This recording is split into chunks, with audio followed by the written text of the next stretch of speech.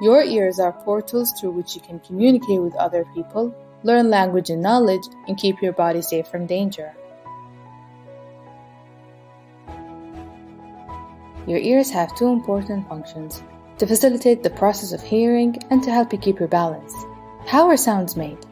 They are made when things move.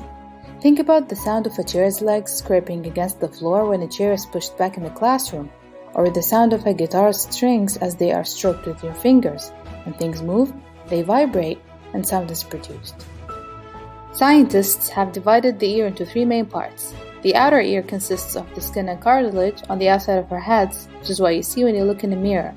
The middle ear includes three tiny delicate bones called ossicles that are designed to transfer the sound vibrations further along from the eardrum into the inner ear. The cochlea in the inner ear is a small curled tube shaped like a snail that is filled with liquid. When the vibrations reach the cochlea, the liquid moves. The movement of the liquid causes tiny hair cells to vibrate.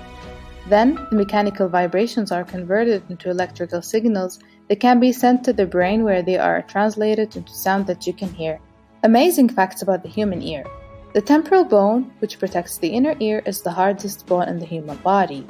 Earwax is secreted by the body to protect the middle ear against dirt and infections. Everyone has unique ears, just like fingerprints. Your ears work even in sleep.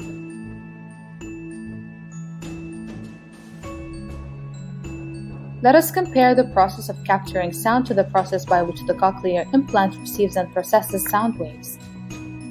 First, the microphone on the sound processor picks up the frequencies emitted by spoken words, which are then converted to electrical signals. The electrical signals are then sent into the transmitter coil. The receiver then converts the radio signals into electrical signals and transmits these along the electrode array. The transmitter coil then sends these signals as radio waves through the skin into the receiver in the internal part of the implant. The electrodes within the artificial cochlea then stimulate the end of the human auditory nerve. The auditory nerve then sends these signals to the hearing center of the brain. Despite great similarities, a cochlear implant is in no way comparable to our ears in terms of complexity and beneficial outcomes. In fact, scientists are still working to understand how tiny hair cells manage to change sound into electrical signals and how they amplify inputs.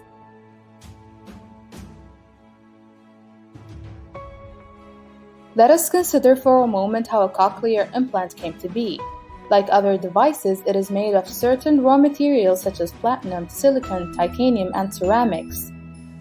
Do you think a strong wind could blow those materials around and then somehow they would come together to form a cochlear implant, even if it takes 1,000,000 years? Is it possible that these sophisticated beneficial ears have no maker? Indeed, from a first-hand experience, we know that it takes a great amount of knowledge and power to make cochlear implant. André Journeau and Charles Eries invented the very first cochlear implant in the late 1950s after benefiting from accumulated knowledge gathered over hundreds of years. Since ears are much complex structures than the cochlear implant, it must take even more knowledge and power to make them. If so, how can we know more about the maker of our ears?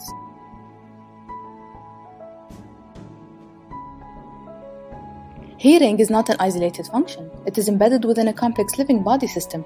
Without a functioning heart, lungs, kidneys, brain, and many other organs and systems, it is not possible to hear. It is also important to know that having functional ears means nothing without the necessary medium for transmitting sound. Indeed, our ears would be completely useless without the atmosphere, because sound is carried to us through air molecules. Therefore, the maker of our ears must be the maker of the atmosphere. Indeed, it is evident that the maker of our ears is the maker of our bodies. He is also the maker of the world around us. In the same way, he is the maker of the universe. Furthermore, our ears are as unique as our fingerprints. It means that the maker of our ears must be the maker of all ears.